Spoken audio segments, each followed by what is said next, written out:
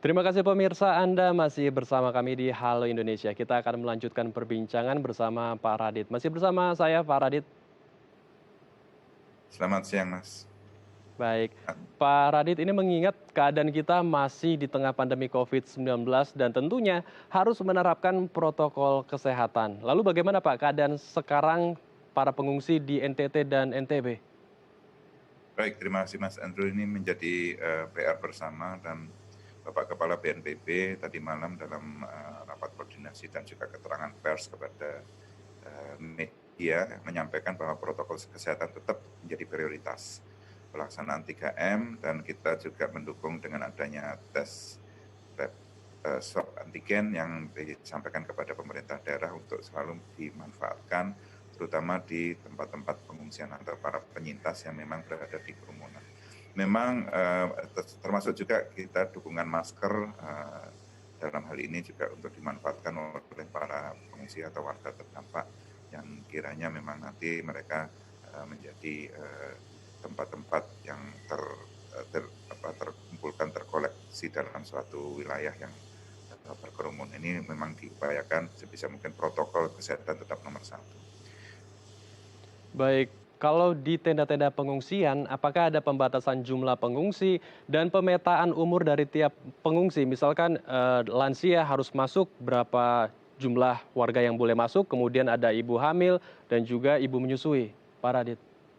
Ya, baik. Bersama Kementerian Sosial juga kita berkoordinasi dengan pemerintah daerah dan para relawan tentunya dan TNI Polri, kita mengupayakan tempat-tempat pengungsian sebisa mungkin tidak di dalam tenda. Jadi tetap di balai desa atau tempat yang relatif ada strukturnya karena kita tahu bahwa ini adalah cuaca ekstrim, jadi diupayakan tidak di tenda. Tapi ini pun juga masih kita upayakan sebisa mungkin karena memang titik-titik pengungsiannya cukup banyak dan posko-posko kesehatan juga telah dilakukan bersama Kementerian Kesehatan.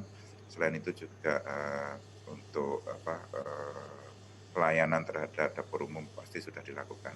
Intinya kalau kita belajar dari Merapi di Jawa Tengah dan di Yogyakarta, pemilahan telah dilakukan juga dalam hal pengungsian, termasuk kelompok rentan, kemudian ibu hamil, balita, semua dipilah dan disekat, dan juga tidak sembarang orang boleh masuk, tentunya meskipun mereka mengasih bantuan, tapi tetap harus ada protokol kesehatan menggunakan masker, tes suhu, dan seterusnya.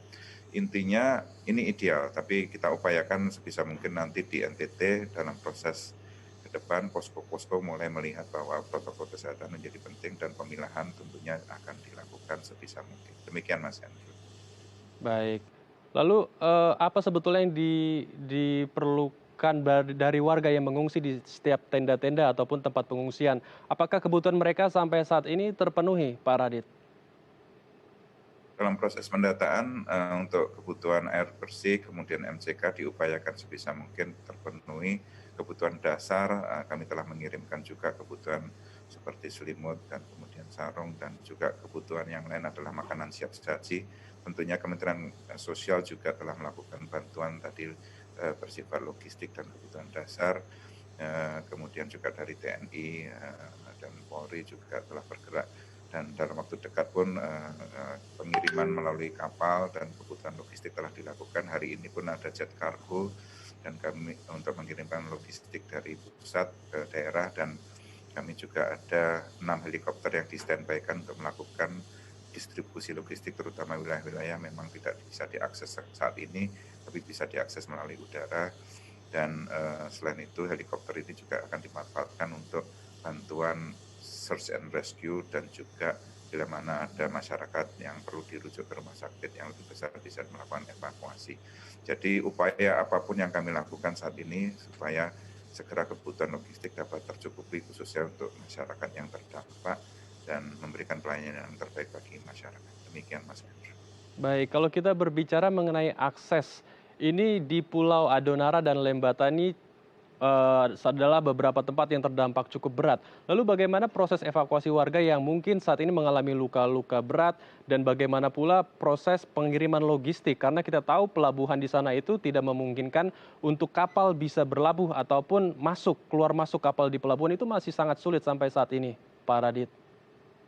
Ya Mas Andrew, tadi kami sampaikan ada 6 helikopter yang siapkan untuk pengiriman logistik dan ini akan dilakukan distribusi langsung kepada wilayah-wilayah yang memang terdampak. Dengan adanya helikopter ini, 6 helikopter ini dengan beberapa kepulauan ini akan kami lakukan distribusi, baik itu yang sifatnya memang melalui udara dan diupayakan juga yang melalui transportasi laut. Ini tetap diupayakan aksesibilitas dapat dilakukan.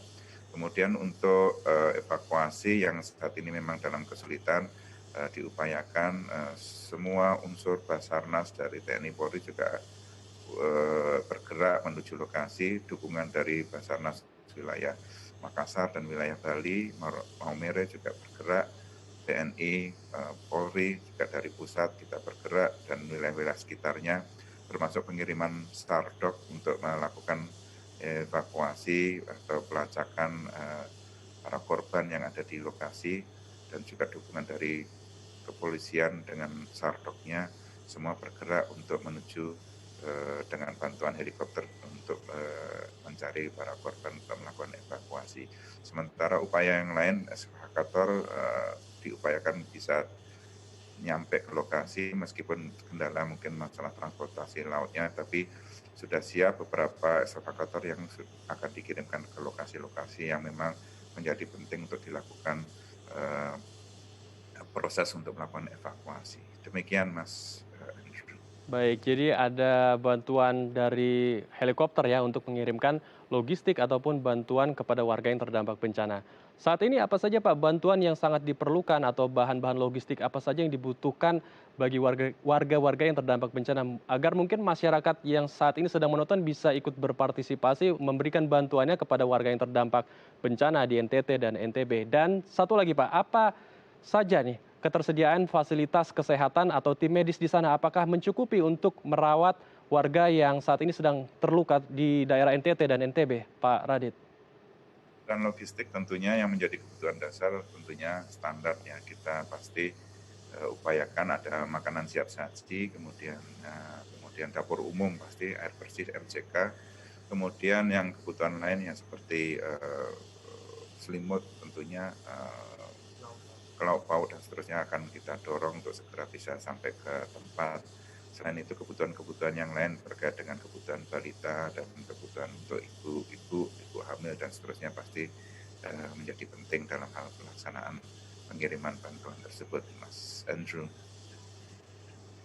Baik, kita harapkan juga banyak masyarakat luas yang menonton tayangan ini dan berpartisipasi juga untuk memberikan bantuan kepada mereka, saudara-saudara kita yang saat ini terdampak bencana di NTT dan NTB. Sekali lagi terima kasih Pak Radit untuk waktu dan informasinya telah bergabung bersama kami di Halo Indonesia. Tetap jaga kesehatan Pak Radit dan selamat kembali beraktivitas. Terima kasih Mas Andrew, selamat pagi. Ya pemirsa, usai jeda kami akan menghadirkan informasi menarik dan inspiratif lainnya. Tetap bersama kami di Halo Indonesia.